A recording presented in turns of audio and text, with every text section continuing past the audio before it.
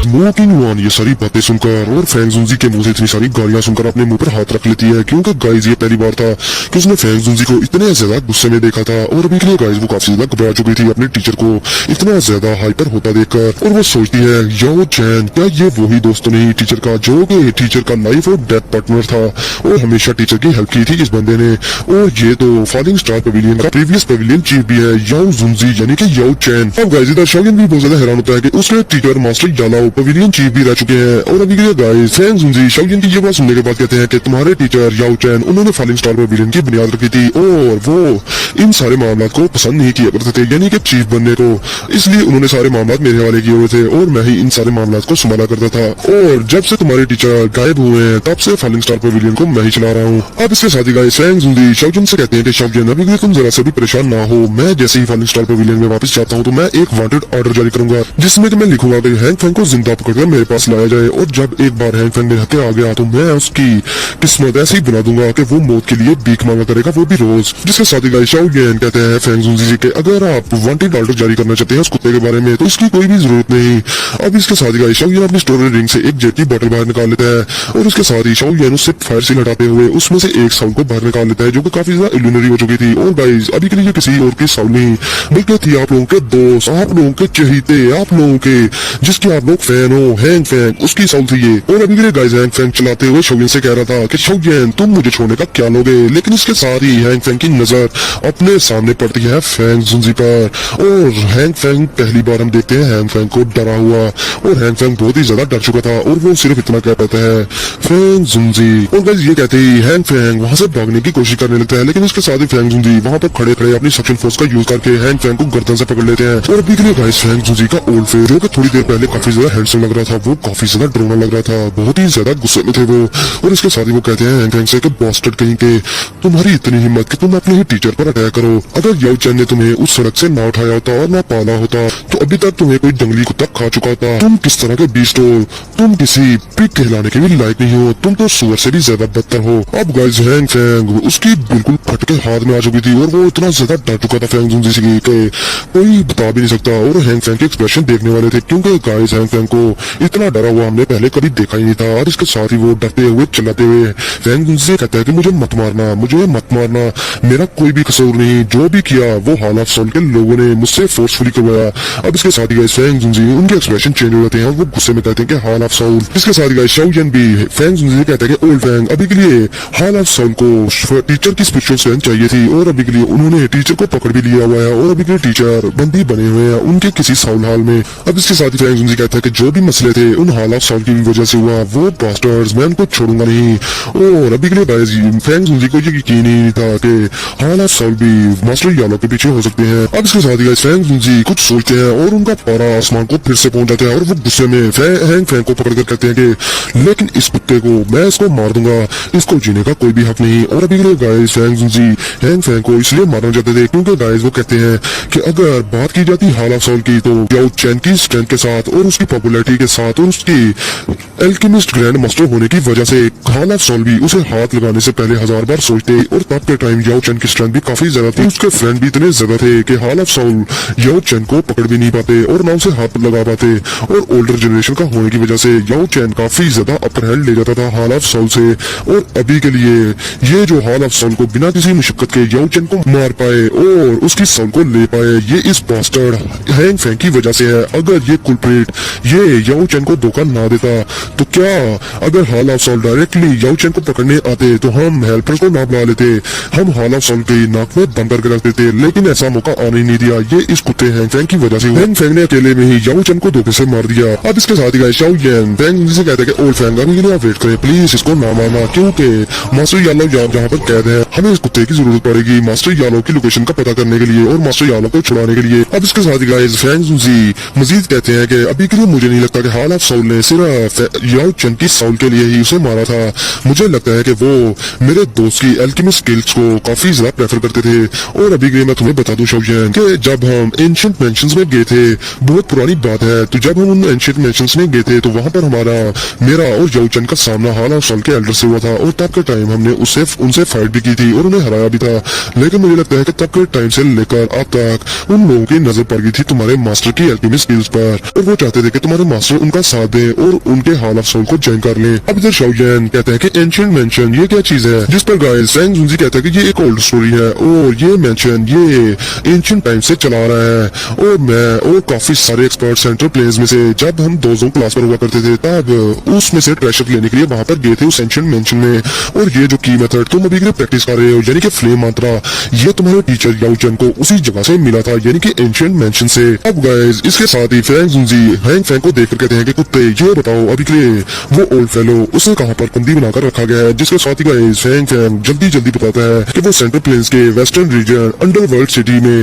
एक hall of soul की branch है, वहां पर याओ चेन को कैद किया हुआ है। इसके साथ ही फैंग जुनजी कहते हैं कि अंडरवर्ल्ड सिटी, तो अच्छा मुझे पता ही नहीं था कि हॉल ऑफ सोल की ब्रांच वहां पर भी है। और मुझे अब ये बताओ कि वहां पर कितने ज्यादा ऑनरेबल एल्डर्स हैं हॉल ऑफ सोल के जो कि उस ब्रांच की हिफाजत करते हैं। जिसके साथ हैंग फैंग जल्दी से कहता है कि वहां पर सिर्फ एक ऑनरेबल एल्डर, जिस पर गाइस फैंग जुनजी गुस्से में कहते हैं कि कुत्ते तुमने क्या मुझे समझा है, तुम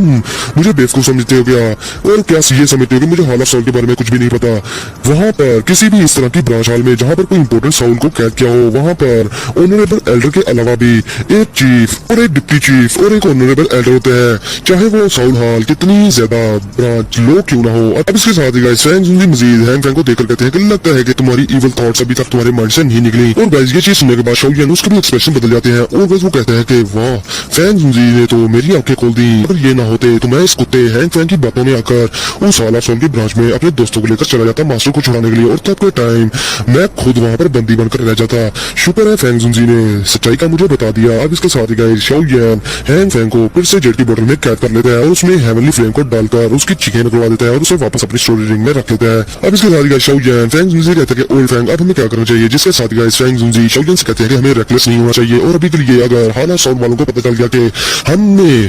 याओ चेन की लोकेशन के बारे में पता चल गया है तो वो लोग देर नहीं करेंगे याओ चेन की सोल को वहां से किसी और सोल ब्रांच में ट्रांसफर करने में। तो इसलिए बेहतर है अभी के लिए हम खामोश रहे और खामोशी से अपनी कार्रवाई जारी रखें। इस पर गाइस शाओयन कहते हैं कि अगर हमने ज्यादा देरी कर दी तो मास्टर ज्यादा देर तक इंडोर नहीं कर पाएंगे। जिसके साथ ही गाइस फैंग जुनजी कहता है कि तुम अभी के लिए रिलैक्स हो जाओ, वो कमीने लोग हॉल ऑफ सोल के वो याओ चेन के साथ कुछ भी नहीं कर सकते, क्योंकि अभी के लिए मैं तुम्हें बता दूं कि हॉल ऑफ सोल याओ चेन की अल्केमिस्ट स्किल के फैंस हैं। अब इसके साथ ही गाइस फैंग जुनजी शाओयन को बताते हैं कि अब इसके बाद मैं सीधा जाऊंगा फॉलिंग स्टार पेविलियन और वहां पर जाकर हॉल ऑफ सोल के बारे में काफी ज्यादा इन्वेस्टिगेशन करूंगा। और शाओयन तुम कहां जाओगे, क्या तुम मेरे साथ आ रहे हो। अब इसके साथ ही गाइस शाओयन फैंग जुनजी से कहते हैं कि मैं तो अभी के लिए सेंट्रल प्लेन्स के मिडल रीजन में जाना चाहता हूं क्योंकि वहां पर पिल टावर पिल गैदरिंग कंपटीशन होने वाला है और मैं उसमें हिस्सा लेना चाहता हूं। जिसके साथ ही गाइस फैंग जुनजी कहते हैं कि पिल गैदरिंग कंपटीशन, अच्छा तो मैं तुम्हें एक बात बता दूं कि वहां पर एक बार तुम्हारे टीचर याओ चेन ने भी वहां पर चैंपियन स्पोर्ट लिया था पिल गैदरिंग कंपटीशन में और अभी के शाओयन तुम उस कंपटीशन में हिस्सा ले रहे हो तो तुम अपने टीचर का नाम रोशन करना, तुम अपने टीचर का नाम डिग्रेड ना करना, तुम्हें भी वहां पर जाकर चैंपियन स्पॉट हासिल करना होगा। और हाँ मैं तुम्हें एक बात बता दूं अगर तुम वो कंपटीशन जीत गए तो तुम्हें 3000 बर्निंग फ्लेम को सबड्यू करने का भी एक मौका दिया जाएगा जो कि एक हेवनली फ्लेम है और तुम्हारे लिए काफी ज्यादा अट्रैक्टिव भी होगी। अब इसके साथ ही गाइस फैंग जुनजी शाओयन को एक जेट का पीस देते हैं और कहते हैं कि अगर आने वाले टाइम में तुम्हें कोई मुसीबत आ जाए या तुम्हारी जिंदगी पर बनना है तो इस जेट के पीस को तोड़ देना,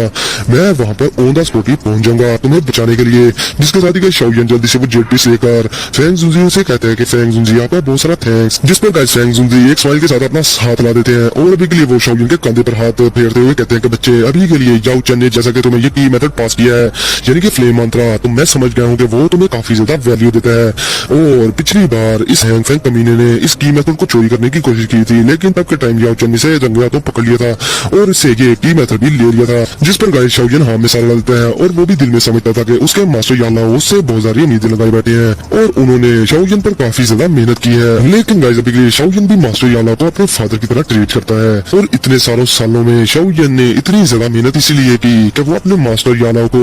किसी न किसी तरह से हॉल ऑफ सोल से बचा ले और उन्हें वापस से रेस्क्यू कर ले। और अभी के लिए गाइस शाओयन 200 क्लास तक पहुंच चुका है तो गाइस वो दिन भी दूर नहीं कि शाओयन मास्टर यालाओ को बचाने के लिए हॉल ऑफ सोल की फाड़ देगा। अब इसके साथ ही गाइस फैंग जुनजी शाओयन से कहते हैं कि बस एक बार मैं फॉलिंग स्टार पेविलियन में चला जाऊं तो तब के टाइम में काफी ज्यादा इन्वेस्टिगेट करूंगा और हाँ इस सारे टाइम में मैं याओ चेन के उन सारी दोस्तों को भी इकट्ठा करूंगा जो कि उसके बहुत अच्छे दोस्त थे जिनकी याओ चेन हेल्प भी किया करता था क्योंकि लड़के अभी के लिए मेरे फॉलिंग स्टार पेविलियन की स्ट्रेंथ है तो बहुत ज्यादा लेकिन अभी के लिए ये हॉल ऑफ सोल से काफी ज्यादा कम है इसलिए हमें काफी ज्यादा लोगों की हेल्प की जरूरत होगी और मास्टर यालाओ को बचाने के लिए भी। जिसके साथ ही गाइस शाओयन भी हमें सलाह देता है क्योंकि वो भी जानता था कि अगर उन्होंने इस टाइम रॉन्ग मूव ले लिया तो वो सब कुछ अपना हार कर बैठ जाएंगे। अब इसके साथ ही फैंग जुनजी शाओयन को मजीद कहते हैं कि लड़के अभी के लिए उस मिस्टेक से भी बच कर रहना, वो अपने इन्फोनिक्स एसएस ब्लड पर कंप्रोमाइज नहीं करेगी, वो तुम्हारा पीछा लाजमी करेगी और तुम्हारे लिए मुश्किलात खड़े करने की कोशिश करेगी। इसलिए उस चीज से भी बच के रहना और इस प्लॉट को भी हमेशा छुपा कर ही रखना। ये चीज कहने के बाद फैंग जुनजी और मू किंग वान वहां से चले जाते हैं और शाओजिन भी ग्रीट कर देते हैं। अब गाइस उनके जाने के बाद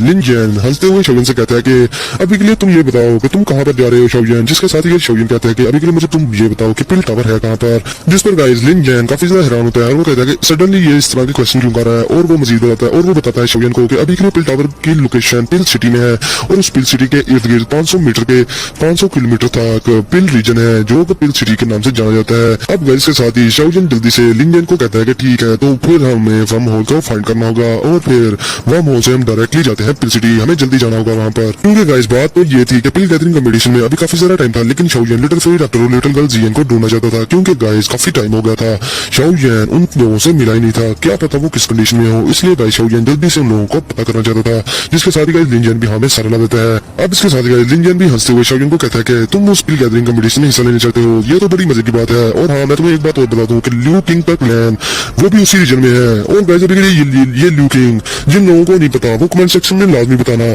ताकि उन लोगों की अच्छी खासी की जा सके क्योंकि उन्हें ल्यू किंग का नहीं पता होगा। अब इसके साथ ही गाइस ल्यू किंग की बात की जाए तो ल्यू किंग का नाम सुनने के बाद शाओजिन बहुत ज्यादा स्माइल करता है क्योंकि गाइस ये उसका दोस्त था जो कि शाओजिन के साथ बिना किसी लालच के जामा एम्पायर में गया था और जामा एम्पायर में जाकर ल्यू किंग ने शाओजिन का साथ दिया था मिसी क्राउड सेक को फाड़ने में। अब इसके साथ ही गाइस शाओजिन हंसते हुए कहता है कि अगर उसका क्लैन रास्ते में पड़ता है तो फिर हमें उसके क्लैन में जाना चाहिए और उससे मिलना भी चाहिए। मैं अपने इन दोस्तों को काफी ज्यादा मिस करता हूँ जब से मैं इनर अकेडमी से निकला हूँ। तो अब गाइस इसके साथ ही ये दोनों हरामी ल्यू किंग के क्लैन की तरफ जाने लगते हैं मुफ्त की दावत उड़ाने, बिल्कुल उसी दोस्त की तरह जो कि बिन बुलाए दूसरे दोस्त की शादी में आ जाता है। तो गाइस इसके साथ ही मैं आज का ये एपिसोड ये करता हूँ यहाँ पर खत्म।